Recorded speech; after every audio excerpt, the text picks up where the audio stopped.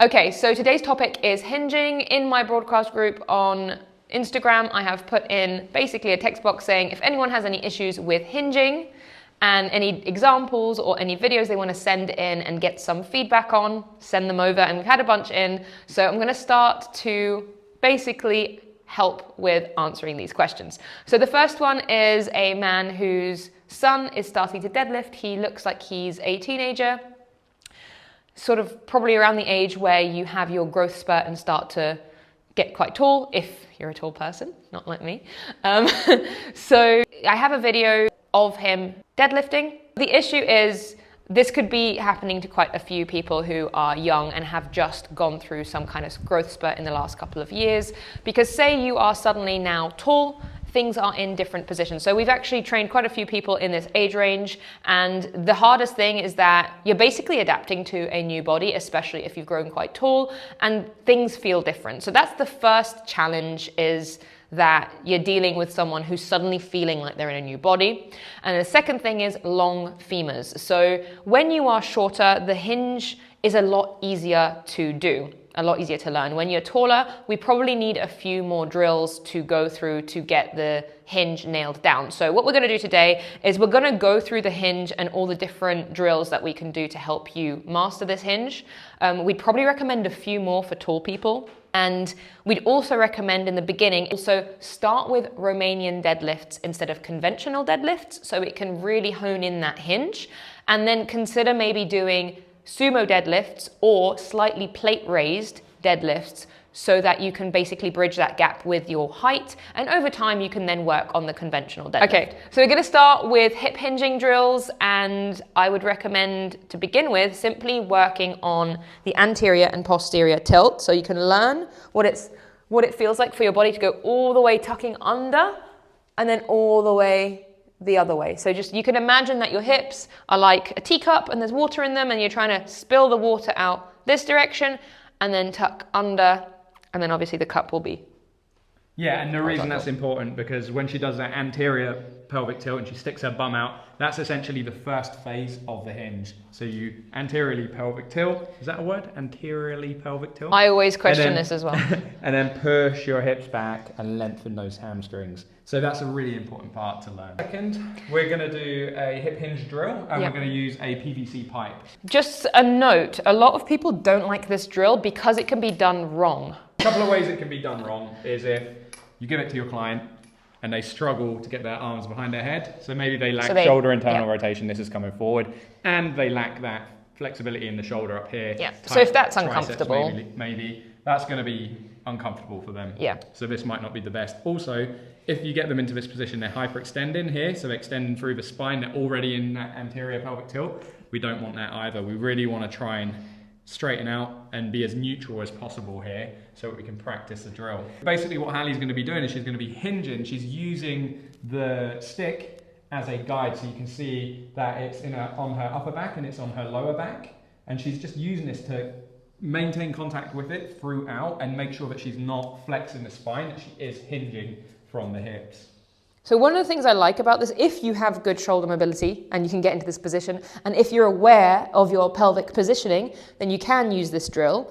But one of the nice things about it is it actually cues your head to stop moving around. So quite often when we're deadlifting or RDLing, we look up. It's like quite natural to do. And as you look up, it's going to make it harder for your lower spine to stay straight. So it's quite a handy thing to get into the habit of immediately including your head in this hinge. As I'm hinging back, the second I feel my hamstrings pull, that's my cue to stop. I'm then going to squeeze my core and my hamstrings at the same time to come back up, but just think of it literally as a door hinge.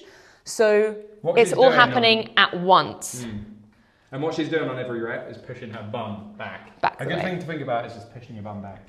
Yeah. And if they struggle with this drill, and if they struggle with pushing their bum back, then what we can do is we can get a resistance band to assist in that pulling back. So usually you'd put it somewhere slightly above your hips, so it's pulling you up and back. All right. Yeah.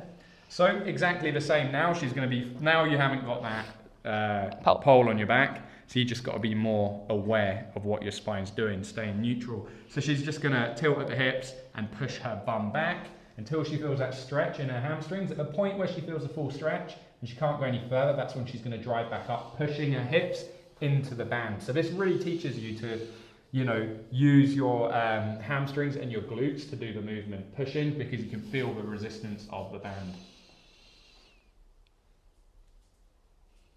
And we're going to show you another drill now that you can do up against the wall to learn the movement. Oh, there's one more I want to do before that. Okay. Because we'll have to move the camera, that's why. All right. Okay. There's no specific reason for doing this first. Something like this. Also, a little bit of a problem if someone's taller. So if you have a longer one, a bit better. But I'm short, so again, it works for me. But what we're doing here is this is going to help you cue the weight being in the right place, because really when you're deadlifting, you want that as close to your body as you can. So this is going to help you cue staying close to the body. So now obviously like you can continue that hinge motion that you just learned, but now we're adding in where your hands go. Another way you can do that is with the bar and the band pulling it away. Ooh, okay. You know what I mean? So, because then it's more real life of the deadlift.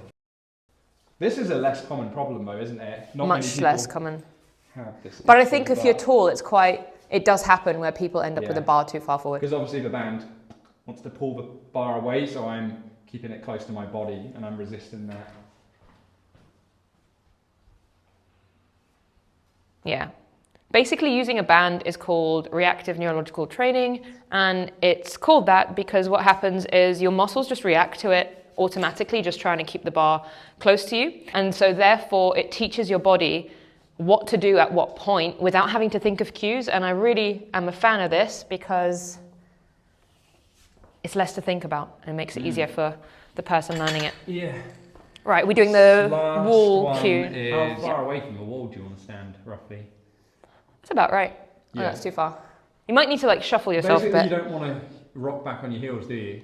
So, No, you want it to be to the point where you feel like you're firmly planted with your feet and where your hands end up just kind of underneath your knees a touch. So I could maybe, yeah, that's more like it. So your hands just end up slightly underneath your knees. And as you do that, you come back as you have with all the other drills, and you hit the wall with your bum, like you're trying to press a button on the wall.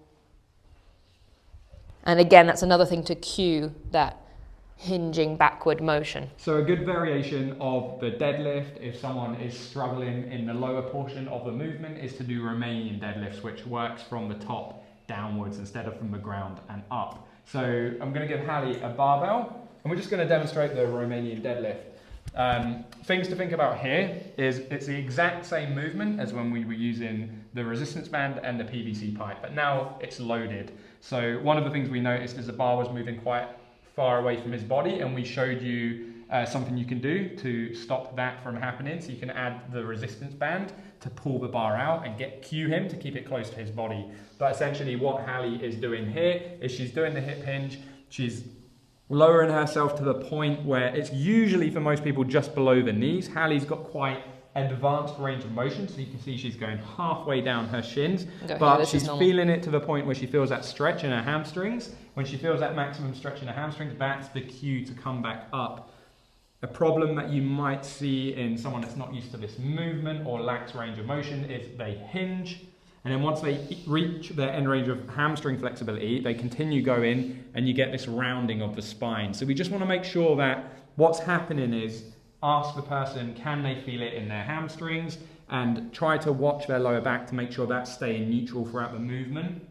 This is an exercise that you can start loading up and start building strength with. It's going to get them really comfortable with the hip hinge. Yep, I'm a big fan of RDLs for that, and I'd say for tall people, this is probably the place I would begin. Yeah.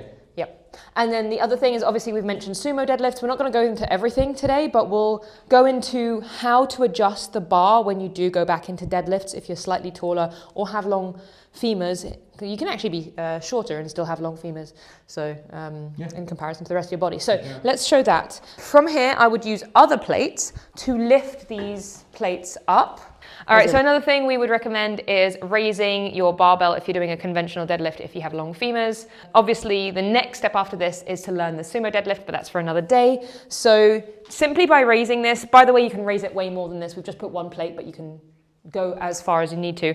The aim of the game is to make sure that when you're down here, there's not an excessive stretch on the hamstrings where basically, if I demonstrate what that would be like for me, it would make it impossible for me to basically end up with a strong back. And also, this is going to then help you get into a position where you can actually sit back a touch into the deadlift and the starting position.